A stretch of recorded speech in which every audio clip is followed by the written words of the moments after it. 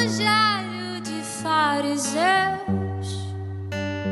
cada um escolhe os seus e se inflamam na bolha do sistema. Se você não ouviu essa música, com certeza você não mora nesse planeta, porque todo mundo na internet só fala disso, comenta sobre isso. Então eu quero dar aqui minha opinião a respeito do assunto. Mas antes de eu continuar, eu quero pedir para você curtir esse vídeo para chegar a mais pessoas e comenta aqui embaixo já a sua opinião a respeito dessa música. E eu vou deixar aqui abaixo também o link do meu e-book grátis, tá? Como avançar na vida cristã. Clica no link, se inscreva lá e você vai receber o livro gratuitamente. Então vamos lá, pessoal. Primeira coisa, a gente tem que entender o que significa a palavra fariseu, tá? Tem gente que fala evangelho de fariseu, mas nem sabe o que é isso. É igual chamar alguém de fascista sem saber o que é fascismo, que é o que muita gente da esquerda aqui no Brasil faz. Mas vamos lá. Os fariseus foram aqueles que lutaram contra a mistura da cultura judaica, né, cultura barra religião judaica, com a cultura helenista, né, ou seja, grega. Então, Alexandre o Grande, principalmente, e outros imperadores trouxeram uma cultura muito forte da Grécia e estavam ali influenciando, inclusive, os judeus. E os fariseus surgiram nesse contexto, né, para manter pura a religião da época. Só que depois de alguns anos eles se tornaram os hipócritas, né, como Jesus mesmo fala a respeito deles. No zelo deles se purificarem, eles acabaram se tornando soberbos, orgulhosos a respeito da sua própria purificação e por conta disso se tornaram hipócritas e arrogantes dentro da nação de Israel. Eles não se misturavam com prostitutas, mendigos, nem mesmo gentios, que eram pessoas que não eram de Israel. E por conta disso Jesus os critica publicamente. Até por isso eles se tornaram também inimigos número 1 do ministério de Cristo. Jesus chama eles de hipócritas, sepulcros caiados, pessoas que realmente pregavam uma coisa, mas não viviam aquilo que pregavam. Faziam orações longas na casa de viúvas, aproveitando da boa vontade das pessoas. Cobravam ofertas exageradas das pessoas. Oravam para ser vistos, como Jesus também afirma em Mateus capítulo 6. Jejuavam para parecer mais piedosos. Jesus também diz, esse povo me honra com os lábios, mas o coração está longe de mim, também apontando para os fariseus. Jesus vira para os discípulos e fala, cuidado com o fermento dos fariseus. E com certeza foram os próprios fariseus, junto com outros grupos religiosos, que foram os responsáveis por crucificar Jesus.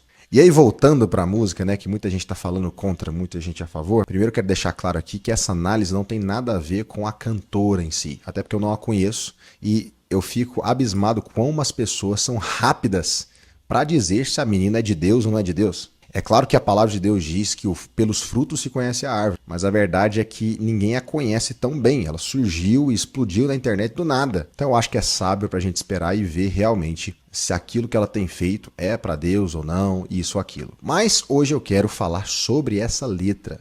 E alguns questionamentos surgiram nos últimos dias como do tipo, nós não podemos falar mal da igreja, afinal, se nós falarmos mal da igreja, as pessoas do mundo não vão querer se achegar a nós. Ou argumentos como, tudo que nós precisamos corrigir dentro da igreja deve ser corrigido dentro da própria igreja, e não simplesmente jogado assim de qualquer forma dentro de uma música. A respeito desses questionamentos, nós precisamos entender o seguinte. Primeira coisa, durante toda a palavra de Deus, Deus não apenas corrige o seu povo, mas manda profetas e pessoas para corrigirem o seu povo. A gente vê, por exemplo, através da vida de Jeremias. Na mesma época que Jeremias profetizava, também tinha um outro profeta chamado Ananias. E Ananias falava só coisas boas, belas. Já Jeremias falava do caos e da ira de Deus que iria se manifestar caso aquele povo não se arrependesse. Sabe qual que foi o resultado? O povo de Israel preferiu escutar Ananias, que só falava coisas bonitas, e ignoraram completamente o profeta Jeremias. Daí o império da Babilônia invadiu Israel e levou todos os judeus cativos por 70 anos. Então sim, eu acredito que o evangelho é um evangelho de boas novas, boas notícias, tem coisas boas ao nosso respeito, mas também dentro do evangelho nós precisamos entender que Deus sempre vai corrigir o seu povo. Afinal, em Hebreus 12, a palavra de Deus diz, eu, o Senhor, corrijo todos aqueles a quem eu amo. E por várias vezes no Velho Testamento, Deus levanta profetas para corrigir o povo, para exortar o seu povo. Aí alguém pode falar, mas isso era na Velha Aliança, no Velho Testamento. No Novo Testamento, nós estamos também cheios de exemplos de como Deus corrigia, e até mesmo os apóstolos, com inspiração divina, corrigiam a igreja. Nós temos, por exemplo, cartas, epístolas inteiras de apóstolos corrigindo a atitude errada da igreja, especialmente Paulo. Por exemplo, quando Paulo escreve para a igreja de Corinto, aquela igreja, apesar de ter uma teologia correta, as suas ações não expressavam isso. Então, eles ficavam bêbados na ceia, eram divididos, cada um falava uma coisa, eu sou de Apolo, eu sou de Paulo, tinha até um grupo mais espiritual dizendo, eu sou de Cristo. Tinha até casos de escândalos graves, onde um homem dormia com a sua própria madrasta, a mulher de seu pai. Então, Paulo vem corrigindo e usando o próprio evangelho para reprovar a atitude daquelas pessoas. A gente vê também a igreja dos Gálatas, que era uma igreja que estava voltando para o judaísmo. Na cabeça deles não bastava Cristo para a salvação, era Cristo e mais alguma coisa. Então eles buscavam voltar para a circuncisão, guardar os dias, guardar o sábado, com o pretexto de serem salvos somente desse jeito. Portanto, eles misturaram o evangelho. Paulo chama isso até mesmo de outro evangelho, diferente daquele que eu preguei quando eu vim ter convosco a primeira vez. No próprio livro de Apocalipse também, o próprio Jesus, ele corria as igrejas duramente. Por exemplo, a igreja de Éfeso, que tinha perdido o primeiro amor. A igreja de Laodiceia, que não era nem frio nem quente, mas morna. Jesus disse que está a ponto de vomitar essa igreja da sua boca. Enfim, tem vários exemplos para a gente dar na Bíblia, mostrando que Deus, sim, ele corrige o seu povo e sim, ele ordena que os homens de Deus, os presbíteros, os pastores, corrijam o seu povo.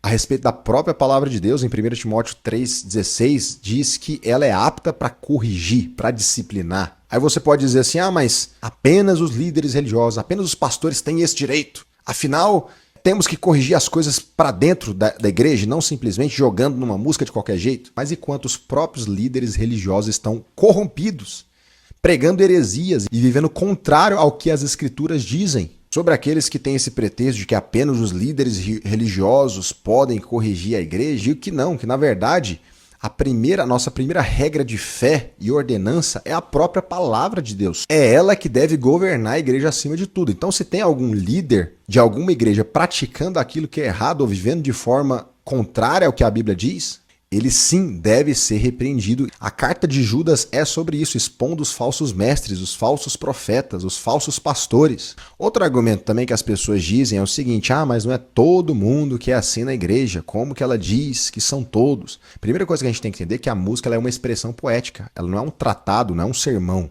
Segunda coisa é que se você for perguntar para qualquer pessoa que realmente faz alguma coisa, toma alguma atitude, por exemplo, que ajuda ali na Ilha do Marajó, e mostra essa música, a pessoa não vai ficar condenada e nem vai se sentir ofendida. Eu já me envolvi em missões onde tinha crianças ali, infelizmente, abusadas sexualmente. Eu não vejo as pessoas se sentindo ofendidas. Ali no meio do reality show tinha alguém que trabalha com crianças, o Marcos Freire, e ele mesmo não ficou ofendido, pelo contrário, ele achou o máximo a música, que expõe realmente uma das deficiências da igreja. E embora eu entenda que nem todos são assim, sim, existem igrejas sérias, igrejas que se envolvem no trabalho missionário, influenciam lugares como a Ilha do Marajó, mas sim, existe muita podridão no meio do povo evangélico. Então vamos analisar a letra aqui. Eu não vou colocar o vídeo aqui, porque pode ser que dê algum problema por conta dos direitos autorais, mas a letra diz, primeiro, fazemos campanhas para nós mesmos. Isso com certeza é uma referência para aquelas igrejas que fazem campanhas, as 7 sexta-feiras do milagre. E a gente vê nessas campanhas, e eu vim até de um ambiente disso, eu já participei de igrejas assim, onde o foco nunca é os perdidos, mas simplesmente o milagre que você precisa receber, a bênção que você precisa receber. Não me entenda errado, eu creio que Deus faz milagres, não tem nada de errado procurar e orar por um milagre, uma intervenção divina a respeito de alguma coisa que você está passando. Porém, passar a vida inteira orando por milagres simplesmente mostra imaturidade. Eu lembro do texto lá de João capítulo 6, onde as pessoas estavam atrás de Jesus por causa do pão que ele tinha multiplicado. Jesus mesmo diz, olha só, vocês estão atrás do pão, do milagre, quer que eu faça milagre de novo. Mas no final do raciocínio, Jesus acaba dizendo, eu sou o pão da vida. O que Jesus estava mostrando ali? Mais importante do que os milagres é quem faz o milagre. Então eu acredito que é isso que está dizendo na música, certo? Nós fazemos campanhas voltadas para nós mesmos e não para buscar mais de Deus. E aí entra um outro ponto, que quanto mais você se aprofunda em Cristo, mais você também quer amar o próximo. Aí alguém pode dizer, mas está generalizando a igreja. Mas primeira pergunta que eu faço, por que estão tão incomodados? Outra coisa que a própria pessoa que está cantando a música se inclui dentro desse pacote. Nós fazemos campanhas para nós mesmos. Ela continua, eventos para nós mesmos. Quantas vezes nós não talvez fazemos eventos simplesmente para lançar um livro novo ou simplesmente para ser uma plataforma onde o meu ministério vai se destacar. E no final as pessoas têm uma experiência bacana, chama a banda de fora, pregador de fora, mas termina nisso. Não tem um apelo realmente para mudar de vida, não tem um apelo para pregação do evangelho fora das quatro paredes e acaba que o evento serve simplesmente como puro entretenimento. Ela continua dizendo o seguinte: oramos por nós mesmos e pelos nossos. É outra coisa também que a gente tem que se perguntar. Será que nas nossas orações a gente simplesmente ora por nós mesmos? Ou a gente tem intercedido pelos perdidos? A gente tem orado pelo avanço do evangelho? Depois ela diz: o reino virou negócio e o dízimo importa mais do que os corações. Será que não é isso que está acontecendo em muitas igrejas? Onde o púlpito se torna o caixa, e você vai lá, deixa o seu investimento, espera que Deus retribua depois os seus dividendos. Depois ela diz: enquanto ele está querendo, imagino que seja Deus, quem nós nem pensamos ou nos preocupamos. Tem tantas pessoas se perdendo agora. Será que a gente realmente se preocupa com eles? Nem estou falando que todo mundo deveria ir para um país perseguido ou talvez para uma ilha do Marajó, onde as crianças estão sendo abusadas, mas pelo menos nós oramos por isso, nós contribuímos para isso, nós doamos dinheiro para ONGs ou projetos que financiam missões. Até porque Jesus, quando veio e se fez carne, ele foi atrás dos marginalizados, dos cobradores de impostos, dos pecadores, daqueles que os fariseus, inclusive, não estavam nem aí. Na verdade, os fariseus tinham a mentalidade que eles não podiam se misturar com aquele povo marginalizado e pecador. Mas foi para esses que Jesus foi. E ela termina o verso falando: oramos errado há séculos, dias, horas e anos nos afastamos. Será que a nossa oração realmente é bíblica? Será que o escopo da nossa oração contempla o Pai Nosso, por exemplo? Venha a nós o teu reino, faça a tua vontade. Ou a nossa oração é simplesmente voltada para as minhas necessidades, para aquilo que eu preciso? E finalmente ela chega na parte talvez mais polêmica, que é o refrão. Ela diz: há um evangelho de fariseus. E depois de entender um pouco sobre quem são os fariseus, será que a gente não se enquadraria nisso? Será que a igreja evangélica brasileira, e claro, não generalizando, mas será que muitos de nós não vivem isso? Cada um escolhe os seus e se inflamam na bolha do sistema. A gente tem que entender hoje que nós somos quase metade, os evangélicos, por exemplo, são quase metade da população do Brasil. E acaba que nós nos tornamos crentes de bancos, pagando o pastor como se fosse um funcionário para nos servir, e nos tornamos consumidores de um serviço religioso. Quantas pessoas no nosso país não querem apenas consumir, assistir o culto, mas não querem cultuar? Querem ser cuidados pelo pastor, pela liderança, mas não querem cuidar de ninguém, não querem discipular ninguém. Pelo fato da gente viver num país livre, pelo menos por enquanto, o que nós vemos muitas vezes é pessoas acomodadas em suas igrejas,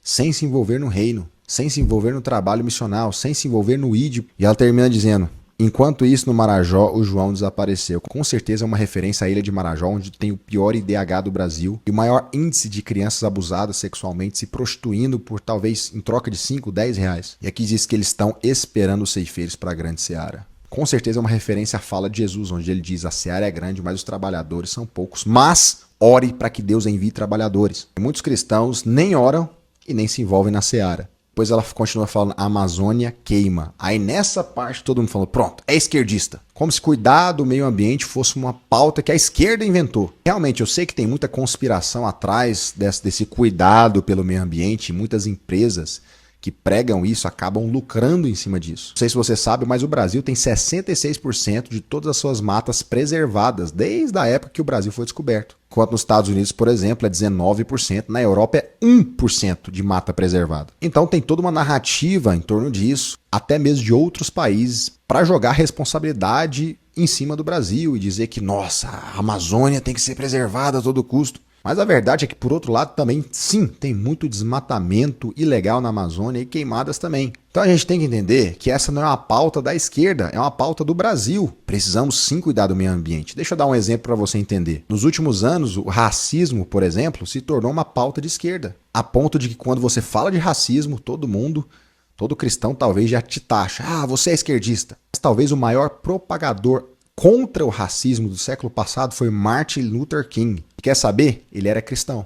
Inclusive ele era pastor, teólogo. Ele lutou anos a fio contra a segregação racial. Essas pautas que antes nós dominávamos, nós levantávamos. Então será que o racismo, por exemplo, é uma pauta de esquerda? Ou será que é simplesmente uma pauta que a igreja esqueceu? Até porque a igreja é um ambiente mais propício para dizer que nós todos somos iguais, porque todos estão em Cristo. E como Paulo diz, já não tem mais judeu ou grego, livre ou servo, homem ou mulher, porque Cristo é tudo em todos. Gálatas 3:28. Então, nesses termos, nós poderíamos dizer que, sim, a luta anti-racismo deveria ainda ser uma pauta da igreja.